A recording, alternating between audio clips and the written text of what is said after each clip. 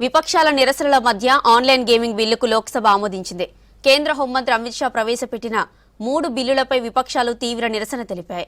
నేరారోపణలతో arrest అయి వరుసగా 30 రోజులు జైల్లో ఉంటే ప్రధాని, కేంద్ర మంత్రులు సీఎంనైనా తొలగించేలా బిల్లును తెచ్చారు.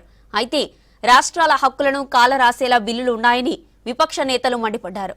3 బిల్లులను జేపీసీకి పంపినట్లు తెలిపింది కేంద్రం.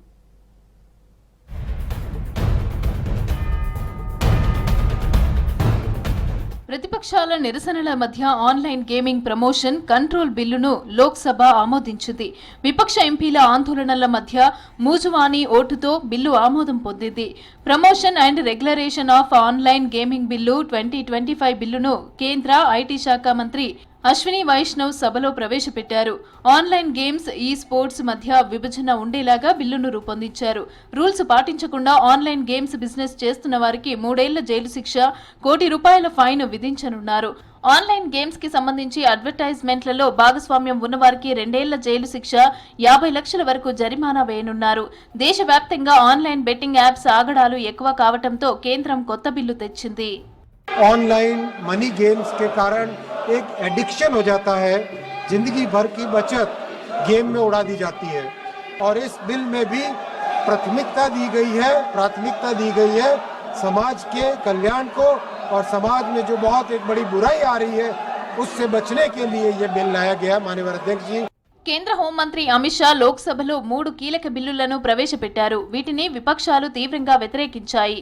ఇందులో నేరారోపణలతో అరెస్ట్ అయ్యి వరుసగా 30 రోజుల కస్టడీలో ఉంటే ప్రధాని, కేంద్ర మంత్రులు సహా ముఖ్యమంత్రి అయినా తొలగించేలాగా ప్రతిపాదిత బిల్లు ఉంది. కేంద్రపాలిత ప్రాంతాల సవరణ బిల్లు, రాజ్యాంగం 130వ సవరణ బిల్లు సహా జమ్మూ కాశ్మీర్ రీఆర్గనైజేషన్ బిల్ 2025 బిల్లులున్నాయి. కీలక పదవుల్లో ఉన్న ఏ ప్రజాప్రతినిధులు అరెస్ట్ అయ్యి వరుసగా 30 రోజుల కస్టడీలో ఉంటే తర్వాత 31వ రోజులోపు రిజైన్ చేయాలి, లేదంటే ఆటోమేటిక్ గా పదవి పోయే బిల్లును తీసుకొచ్చింది కేంద్రం.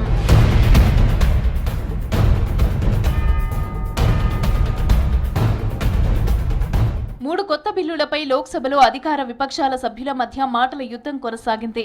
సభలో అమిత్ షాపై పేపర్లు చించి విసిరేయడంతో ఒకంత గందరగోళం నెలకొంది. లోక్సభ పలుమార్లు వాయిదా పడింది. 3 బిల్లులు హడావిడిగా తీసుకొచ్చినవి కావని కేంద్ర హోంమంత్రి అమిత్ షా స్పష్టం చేశారు. ఇప్పటికే 3 బిల్లులను జేపీసీకి పంపామన్నారు అమిత్ షా. और माननीय उपसभापति द्वारा नाम निर्दिष्ट किए जाने वाले राज्यसभा के 10 सदस्यों को मिलकर बनने वाली संयुक्त समिति को सौंपा जाए।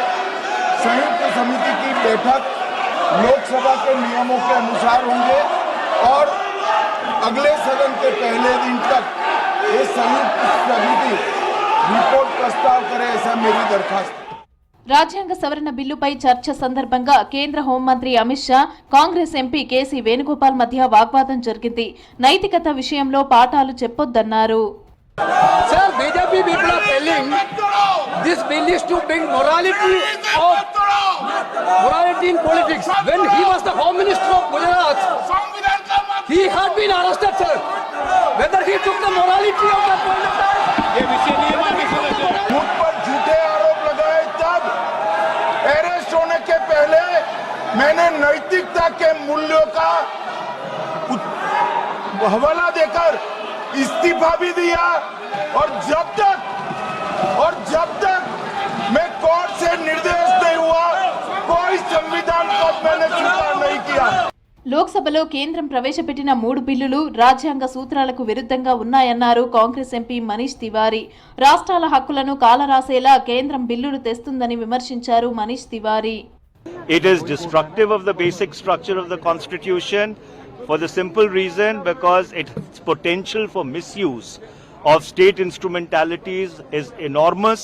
It is violative of Article 21 of the Constitution of India, which is the due process clause. आरोप पत्र दाखिल होने के बाद after charges are framed, then only do you plead not guilty.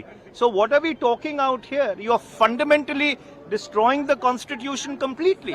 లోక్సభలో ప్రవేశపెట్టిన 3 బిల్లులను విపక్షాలు తీవ్రంగా పరిగణించాలన్నారు ఆర్జేడీ ఎంపీ మనోజ్ ఝా. బిల్లులో దోషులు, నిందితుల మధ్య స్పష్టమైన తేడాలు ఉన్నాయన్నారు. బీజేపీయేతర పార్టీలు అధికారంలో ఉన్న రాష్ట్రాలనే లక్ష్యంగా బిల్లు ఉందన్నారు. చంద్రబాబు, నితీష్ కుమార్ సహా విపక్ష నేతలను అలర్ట్ చేస్తున్నట్లు ఉందని చెప్పారు.